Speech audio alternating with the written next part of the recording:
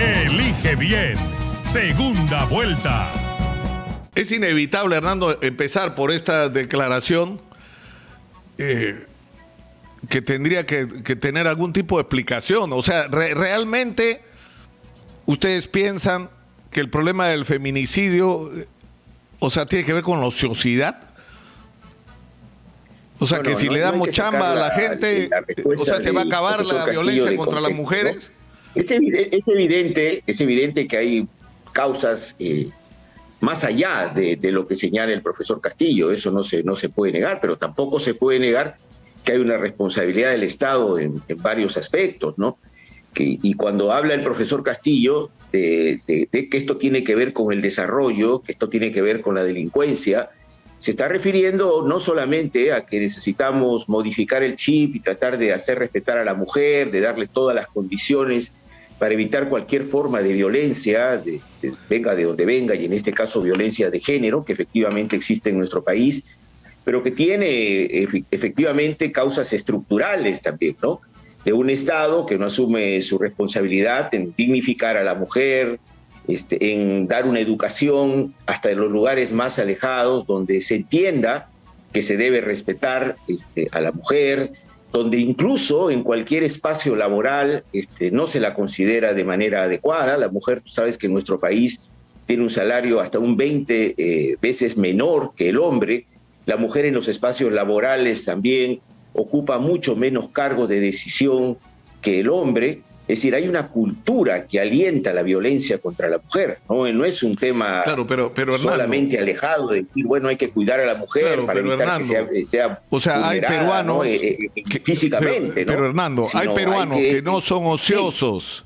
Sí. Si me permites, hay peruanos que no son ociosos, que tienen trabajo, que digamos, no son delincuentes, no están involucrados en actividades delictivas y que someten a sus compañeras, a sus esposas, a sus parejas, las golpean, las obligan a tener relaciones sexuales y cuando las mujeres quieren librarse de ellos, las matan.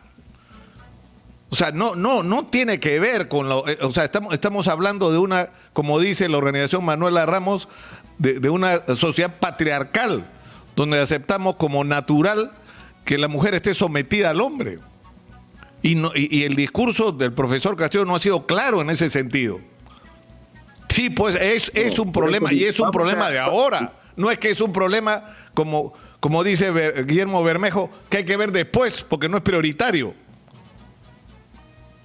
No. Esto es muy diferente a lo que ha querido decir el profesor Castillo, ¿no? Yo puedo coincidir que la respuesta debió ser más amplia, pero eso no quiere decir que el problema de los feminicidios y la violencia contra la mujer, porque en definitiva el feminicidio es un punto culminante de violencia y de agresión contra la mujer que termina en estas barbaridades, pero que tiene causas estructurales, que tiene que ver mucho con la educación del varón, que tiene que ver con la discriminación que tiene la mujer en todo el aparato del Estado, que hace que incluso para su compañero haya condiciones reales para que no la valore, porque si no es valorada en el trabajo, no es valorada en sus remuneraciones, no es valorada en su rol de madre por el Estado, que no le da ni siquiera condiciones para poder atender a sus hijos, que si la pasan 2 meses y no va al trabajo la despiden, ¿no? Después de tener un niño.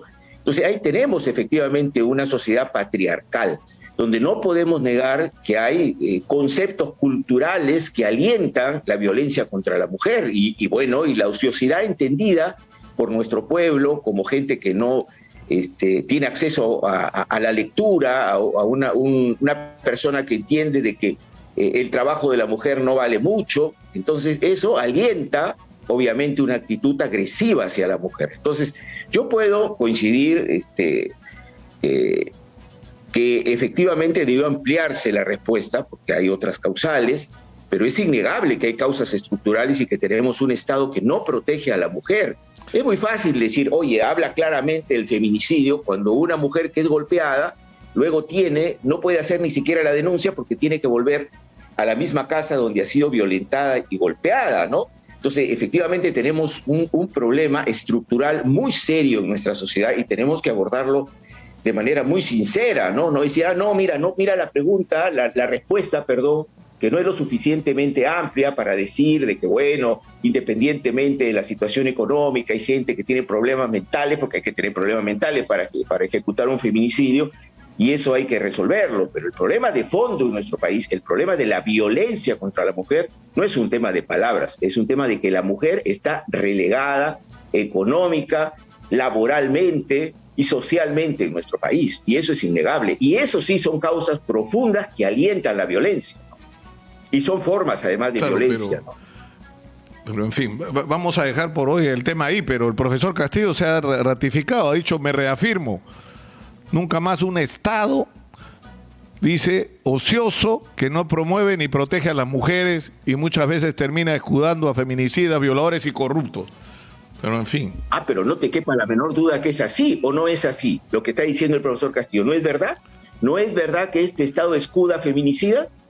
¿No es verdad que no hay una política para reinsertar a los feminicidas y vuelven otra vez al hogar muchos de ellos, ¿no? Porque se tardan siglos los procesos judiciales, ¿no? Y no solamente hablemos del feminicidio, claro, pero eso ¿no? tiene Hablemos que ver, de todo lo que es el que eso maltrato tiene a la que mujer, ver, ¿no? Hernando, pero eso tiene que ver con una visión de la sociedad con respecto al tema de la mujer. Cuando llega una mujer a denunciar algún tipo de abuso o violencia, la primera pregunta que le salta a la boca al funcionario es: ¿algo habrás hecho? ¿Qué habrás hecho? ¿No? Y estamos claros y nos hemos cansado de denunciar cómo muchísimos casos de homicidios de mujeres han podido impedirse si se hubieran atendido en el momento adecuado sus reclamos. Pero lo que importa en este caso, Hernando, es que quien va a conducir los destinos del país tenga absolutamente claro un mensaje de que hay que terminar con la violencia contra las mujeres en las casas y en las relaciones entre pareja. Y eso no solo tiene que ver con el Estado, tiene que ver con el papel de los hombres frente a las mujeres, Nicolás, en esta sociedad. No comparto, es una responsabilidad de cada uno de nosotros como ciudadanos. Nicolás, perdóname, el problema de la violencia contra la mujer tiene causas estructurales y el Estado tiene primera responsabilidad en eso, ¿no? Tiene que ver con el tipo de educación que implementamos, tiene que ver con las condiciones socioeconómicas en que vive nuestro país, tiene que ver con la discriminación con que se trata a la mujer en todos los espacios de la sociedad, y eso tiene que ver con el Estado, porque si el Estado ni siquiera cumple la ley, que no tiene que haber una discriminación remunerativa, si el Estado no cumple la ley, y no me vas a negar que cuando un empleador ve a una mujer que esté embarazada, no la contrata, o sí la contrata como si no estuviera embarazada. Claro que no, ¿no? Entonces el Estado promueve una sociedad machista, sostiene esta sociedad machista, porque cuando la mujer es golpeada y va al funcionario y le dice he sido golpeada, no solo el funcionario le dice qué has hecho, que es una expresión de cómo formamos a nuestro funcionario, sino además la mujer luego no tiene dónde ir. El Estado no la protege. Entonces la mujer se queda en la casa, se queda callada, sigue el hombre golpeándola, no tiene dónde ir, no se va porque tiene hijos. ¿Y qué hace el Estado?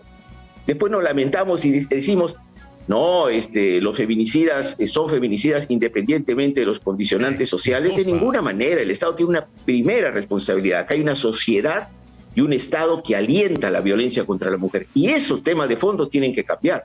Entonces no se trata acá de decir de que el funcionario le dijo que habrás hecho. Ese es un tema que por supuesto hay que resolver.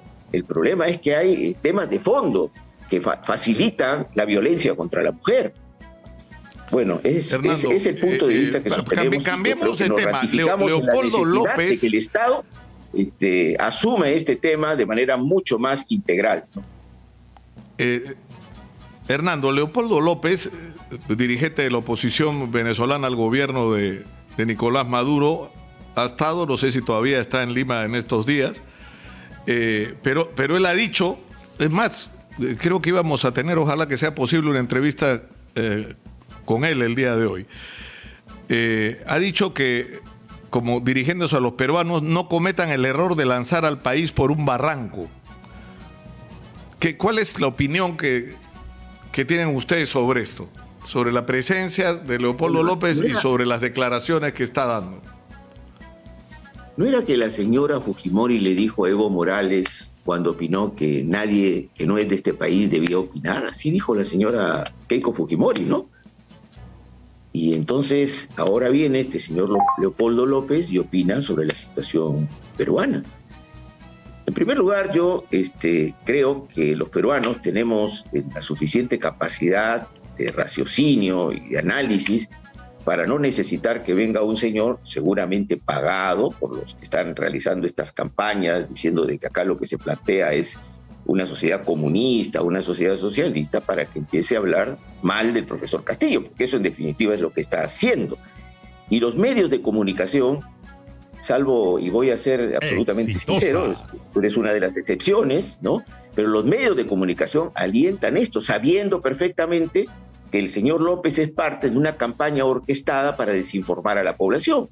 Porque ¿cuál de las medidas del profesor Castillo son socialistas o comunistas? Ninguna. Casi todas las medidas del profesor Castillo se implementan en todos los países de Europa y en muchos países de América Latina y no son países socialistas ni comunistas, ¿no? Entonces, este señor viene a sumarse a la campaña, ¿no?, para golpear al profesor Castillo porque quieren proteger grandes intereses en el país, ¿no? Y está financiado, por supuesto, ¿no? Es acá como una bocina para seguir denunciando al profesor Castillo y alentar el voto de la corrupción, que es el voto que quiere promover Keiko Fujimori, ¿no? A mí no me queda ninguna duda que la llegada del señor Castillo está orquestada, ¿no? ¿Qué tiene que ver Venezuela con Perú? No tiene nada que ver. ¿Las propuestas acaso que lanza Perú Libre son la misma propuesta del señor Maduro? Tú decías que la presencia de Leopoldo López resulta impertinente, por resumir lo que dices, lo que has estado diciendo. No solo impertinente, ¿no? Sí, porque además yo sí creo que se puede opinar sobre el país, aunque no seas peruano, pero es evidente que la presencia de López responde a una campaña para tratar de desprestigiar al profesor Pedro Castillo, pero de manera absurda además, porque estamos hablando de dos realidades diferentes y porque además el profesor Castillo no está planteando un país que socialista o comunista. Esa es una discusión distinta, ¿no? Entonces, ¿qué hace acá el señor López a pocos días de las elecciones, sumándose al tinglado y a la campaña de la candidata Keiko Fujimori? ¿Qué nos quiere decir? ¿Que proteger y darle créditos a los micro y pequeños empresarios es malo para el futuro de nuestro país? ¿Que sentarse a conversar con las grandes empresas las condiciones económicas nos convierte en un país socialista o vamos a desestabilizar la economía? No, por favor. O que, por ejemplo, reformar el sistema de pensiones para evitar que hayan pensiones miserables, eso es ser un país comunista y que vamos a desestabilizar y que vamos a caer en el abismo. Este señor nos viene a decir eso. Este señor no viene gratis, este señor viene pagado acá por los grupos de poder en el país. No podemos cerrar los ojos, ¿no? No es casual la presencia de acá del señor López en el país opinando. Ahora, cuando no ha podido resolver los problemas de Venezuela. Hernando, pero más allá de la pertinencia o no de la presencia y la intervención en nuestra campaña electoral de Leopoldo López, hay una cosa que es cierta, es decir, el programa, o sea, ¿de dónde sale la acusación de comunista, de marxista-leninista o de que podemos terminar como en Venezuela? Del programa de Perú Libre, que se define a sí mismo como marxista-leninista. Nicolás, no podemos... Pero está escrito el programa de Perú Libre, el ideario y programa. No, o sea, de ahí es donde se origina todo esto. Tú sabes que es inviable en las condiciones actuales que tiene nuestra patria plantearnos pues ser un país socialista, un país comunista, ¿no? Somos un país donde existe un Congreso, existe una Constitución que nos hemos cansado de repetir que se va a respetar, que nosotros planteamos que debe cambiar, sí debe cambiar, pero por mecanismos constitucionales, tú lo acabas de decir, y no por eso nos convertimos pues en un país socialista. Ese es otro tipo de discusión. Acaba de aprobarse en Chile, ¿no?, la elaboración de una nueva constitución. En Colombia hace pocos años se hizo y no son países de izquierda, ¿no?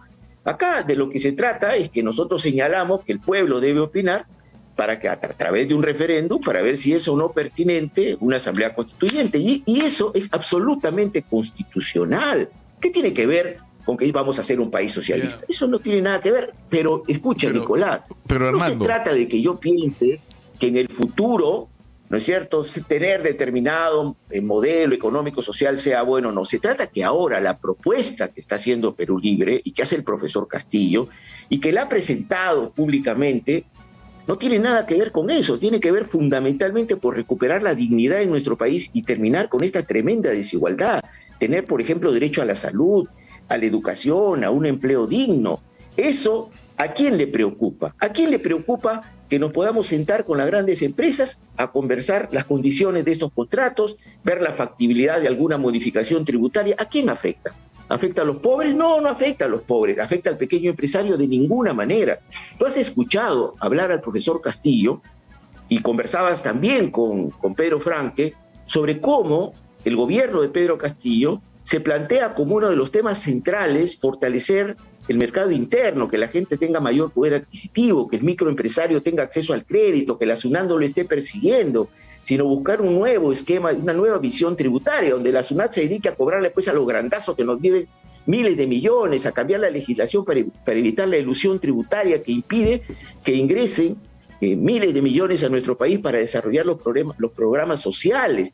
¿Eso a quién le preocupa? ¿Al señor López? Al señor López le preocupa, y junto a los grandazos, a los ricos de este país. No puede ser, Nicolás, 20, 25 años de crecimiento en nuestro país y tengamos la realidad social que tenemos. ¿Dónde se ha ido la plata? Pero completemos la respuesta. La plata la tiene un grupo de gente que se ha llenado los bolsillos y no le ha importado ni la salud ni la educación. Ahora ese grupo está preocupado y que trata de desprestigiar a Pedro Castillo. Por eso traen al señor López y van a seguir trayendo toda la gente que ellos crean que puede hacer cámaras y golpear la propuesta de un país mucho más justo. Acá no hay ninguna posición en ningún lado del programa de Perú Libre o que haya expresado el profesor Castillo que tenga que ver con una desestabilización del país o de la economía. Para nosotros vamos a fomentar las inversiones, pero las inversiones serias, no las inversiones para que vengan a lucrar, ¿no? Y nos dejen pues con los bolsillos vacíos. Eso no me parece correcto de ninguna manera, ¿no? Ya, pero Hernando, yo creo que siempre es posible negociar o tratar de buscar mejores condiciones para el país. Eso no me parece descabellado, sobre todo si la imagen que transmitimos es de un país serio que respeta sus compromisos. Pero la explicación de cómo estamos no tiene que ver con que vienen inversionistas que invierten, se llevan nuestra riqueza y se llevan toda la plata y no nos dejan nada, porque eso no es cierto. Porque el dinero que queda a través de los impuestos del canon se ha gastado de manera ineficiente, se lo han robado, lo han invertido en obras, en algunos casos hasta absurdas o no prioritarias, y finalmente una parte importante de ese gasto ni siquiera se ha ejecutado. Y eso ha afectado, Nicolás, a gobiernos sucesivos, no solamente nacionales, regionales y locales. Y ha afectado a gente de derecha, Nicolás, de centro y de izquierda, que están haciendo todo cola para ir presos si es que no están presos ya. Entonces, esa parte Nicolás, también hay que mirarla, Hernando. No, es que por supuesto que hay que mirarla, y que necesitamos un Estado más eficiente, que ejecute mejor el gasto, terminar con la corrupción, por supuesto. Incluso hay que terminar con la corrupción no solo del funcionario, sino también del que lo corrompe. Y hemos visto dolorosamente en nuestro país cómo muchas empresas han venido acá, han celebrado contratos con el Estado y lo que han hecho es buscar contratos absolutamente lesivos a los intereses nacionales, ¿o no ha pasado eso? Cuando hemos visto acá todas estas empresas que han venido, Odebrecht, OAS y tantas empresas que han venido a lucrar en nuestro país. Pero además, acá no se trata, Nicolás, de asustar la inversión.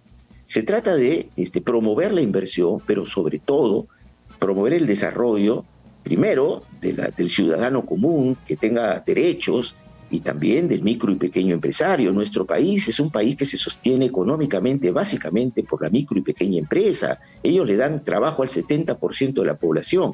¿Pero acaso un microempresario puede acceder al crédito? ¿No? En las mismas condiciones que el grandazo cuando va a la banca, por supuesto que no le dan nada de crédito. A ver, el agricultor que tiene una pequeña chacrita, quiere un crédito para comprar algo y mejorar su capacidad operativa, ¿le da crédito el banco?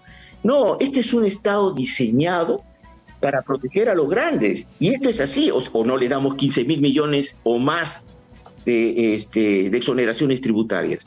O no hay acá decenas de miles que se van en la elusión tributaria, que son las triquiñuelas que usan grandes empresarios para no pagarle al Estado, ¿no? O no tenemos una SUNAT que está más preocupada en cobrarle al bodeguero de la esquina que ir a resolver las grandes deudas que tenemos con las grandes empresas transnacionales en nuestro país. ¿Cuánto le debe Telefónica a nuestro país? ¿Cuánto le deben los otros bancos como Scotiabank al país?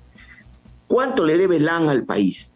¿No? ¿Cuánto le deben las grandes mineras a la SUNAT? La vez pasada salió un informe, tú recordarás, Nicolás, que tienen deudas que están a punto de prescribir, porque la SUNAT no ha dispuesto los mecanismos de cobro de esas deudas, y porque lo que hacen es tratar de judicializarlas enseguida, porque los contratos les permiten eso, ¿no? Entonces tenemos que cambiar el chip, por lo menos tienen que darle la oportunidad a un gobierno que pueda sentarse con las grandes empresas y decirles, miren, nosotros queremos que ustedes se queden acá, queremos que sigan invirtiendo, pero queremos revisar cómo están los aspectos tributarios, ¿no? Eso es malo, eso es bueno. ¿A quién asustamos con eso? ¿Cuál va a ser, Hernando? Y la campaña... ¿Cuál va a ser, Hernando? Porque hay una diferencia, pues. O sea, yo sé que eso los incomoda un poco a ustedes, pero la presencia de Vladimir Cerrón, el programa de Vladimir Cerrón, el discurso de Vladimir Cerrón, no es el mismo. Entonces, la preocupación que tiene la gente, y es absolutamente legítima, un sector de la gente que mira, es más, de gente que no ha decidido si va a votar, o sea, por quién va a votar, que yo lo he escuchado. Es decir, ¿y cuál va a ser el papel de Cerrón? Que tiene supuestamente el control de la bancada, que es el secretario general del partido. O sea, ¿qué va a pasar si gana Pedro Castillo? O sea, ¿se va a convertir en el poder del señor Cerrón detrás del sillón presidencial? Ya. No, Nicolás, yo tengo una pregunta. ¿Por qué partido iba el señor de Soto? ¿Por qué partido iba el señor que fue alcalde de La Victoria? ¿No? ¿Importaban las declaraciones de los dirigentes de ese partido? ¿Les dieron un gran espacio en los medios de comunicación? El señor Cerrón no es parte del equipo de gobierno, pero sí es parte del equipo de gobierno de la señora Fujimori. Por ejemplo, el vicepresidente, que sabemos que exoneró, no es que dijo, yo puedo decir lo que sea, pero el señor Galarreta sí exoneró pues a jueces y fiscales corruptos, o no bloqueó la investigación a Inostroza, o no bloqueó la investigación a Chava, o no bloqueó la investigación a una serie de congresistas que el Ministerio Público quería investigar, o no aprobó leyes para favorecer a las grandes empresas. El señor Galarreta sí va a ser parte del gobierno, sí va a ser, ¿no? Entonces deberíamos preocuparnos, y los medios deberían preocuparnos, si la gente que va a tener funciones ejecutivas en el gobierno tiene vinculaciones con la corrupción, con la violación de los derechos humanos, no.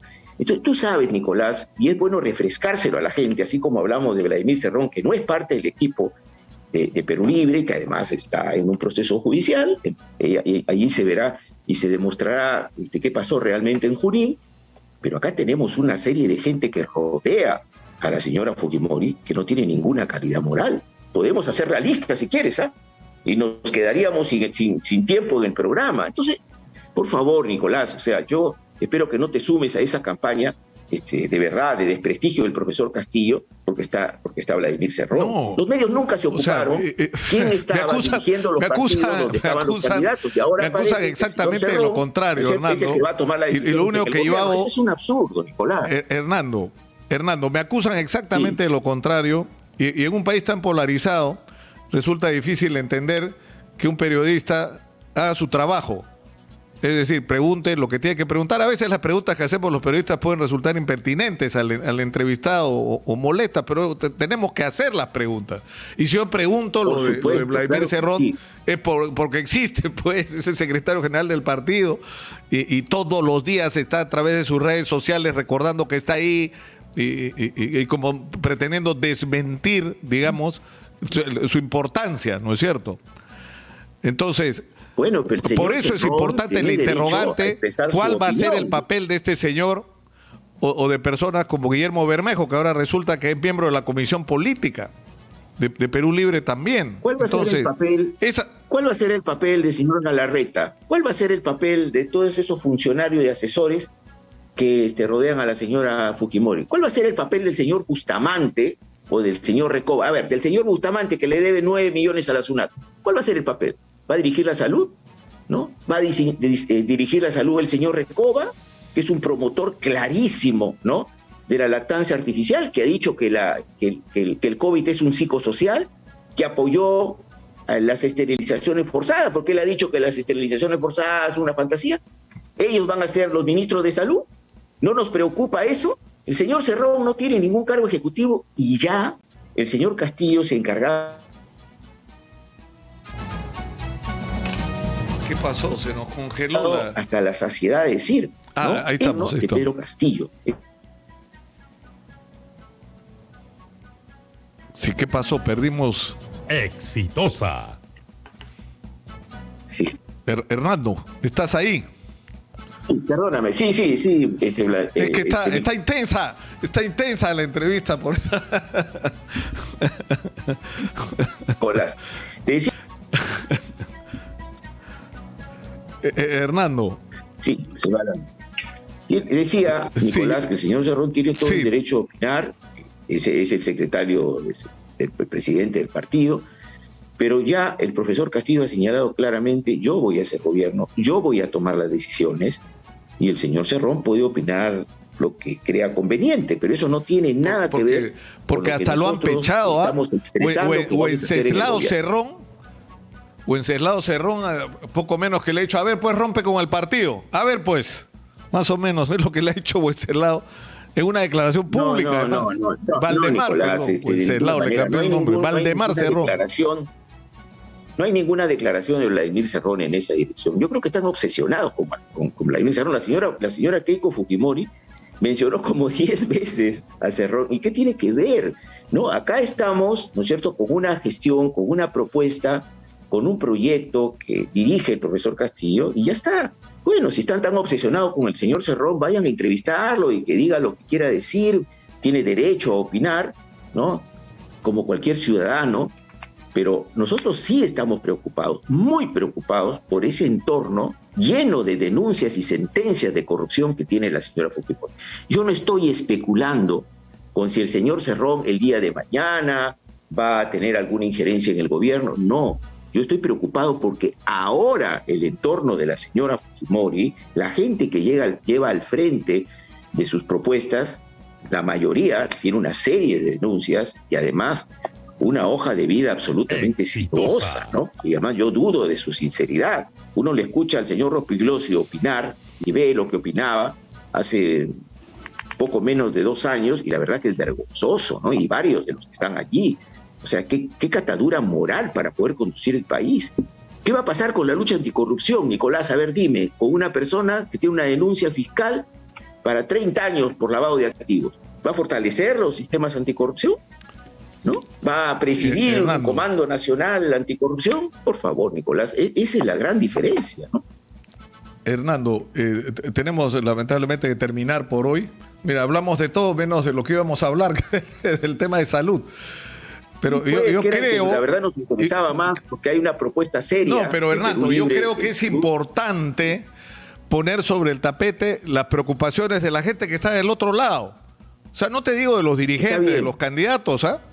De la gente que está asustada, que tiene miedo, que en el Perú haya comunismo, y que es un miedo que tiene elementos de los que agarrarse, ¿no es cierto? Para sentir esos temores, y que son ciudadanos que merecen respeto y merecen respuestas. Pero tenemos que terminar, Hernando.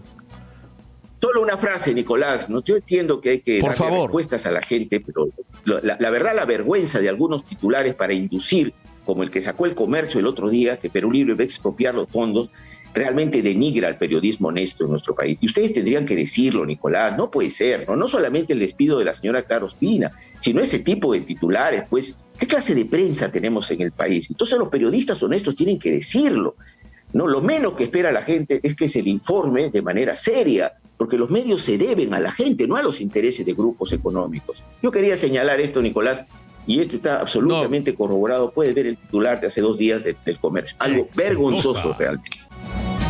Elige bien. Segunda vuelta.